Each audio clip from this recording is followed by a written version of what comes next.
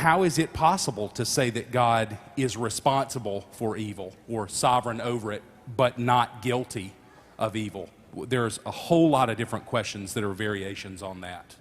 You know, one of the interesting things we find in the problem of concurrence in the Old Testament, where the classic example is the issue of Joseph and his brothers, and at that final climactic encounter, Joseph said, "You meant it for evil. That was your intent. God meant it for good." Now, when evil comes into the world by God's design and by God's sovereign will, evil is truly evil, and it's a sin to call evil good or good evil. But when God decrees that evil should occur, it is good that it occurs. That's the whole point that's been spoken here, that even though evil is evil, it is good that evil exists, or it couldn't be here.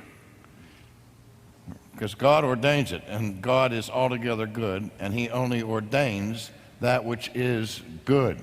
Evil is evil, but it's good that it is here, or He would not ordain it. That's not too difficult, is it? No.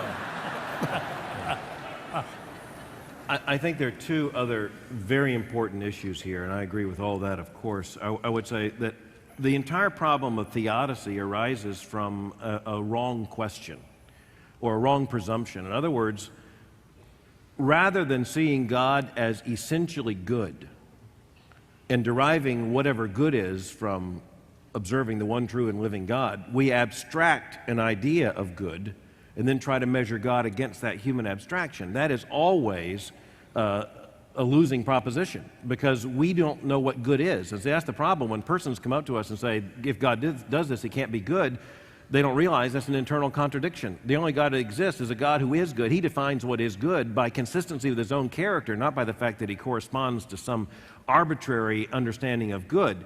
The other thing is that we have to have an eschatological perspective on this always. And I have this absolute confidence, and I want to cite someone, and that's James Montgomery Boyce. And I will never forget him saying, in a conversation we were discussing together at a Bible conference, I'll never forget him saying, God's judgment in the end will be so absolutely perfect that the damned will agree with the rightness of their damnation. And he said there will be, no question at that point that evil will be seen for the evil it was, but God's goodness will be demonstrated for the goodness that is. And we really are dependent upon the eyes of faith to see this. But we must never fall into the trap. We can't accept the presumption that we're trying to defend God over against a human abstraction called good. Instead, we simply have to come back again and again to the fact that God is good. Whatever He does is good. His will is consistent with His character, and thus we really can't fall even into that trap. Ravi, it was you that, wasn't it, that talked about that we have a problem with evil, but the people that have a problem with evil have a much greater problem. That's right. Because they have a problem with the good. Yep. You can't have evil unless there's good. You can't have good unless there's God. That's what Augustine saw. And so when they complain about evil, they're already affirming a standard. And so they can't have anything. They have to shut up their mouths.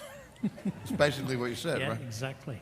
I think this, the whole anti-theistic movement ties itself into knots on this issue. On the one hand, they deny any objective moral standard. But on the other hand, every time they see something that they don't like, they say, there it is, where is God in all of this? It is fascinating that 2 Christmases ago, we were questioning where to put God, Should we push out the Christmas tree? Are we allowed to sing Christmas carols? And all of this stuff is going on, and we call it the People's Tree that very year. Tunes were banned in New Jersey by one woman because she thought it ought not to be played. It had Christian ideas to it. All this was going on. December 26th, tsunami hits. And then wondering where God was. It's fascinating. Yeah. Every time you deny an absolute, sooner or later you smuggle in one through the back door, which you cannot justify without God himself. Yeah.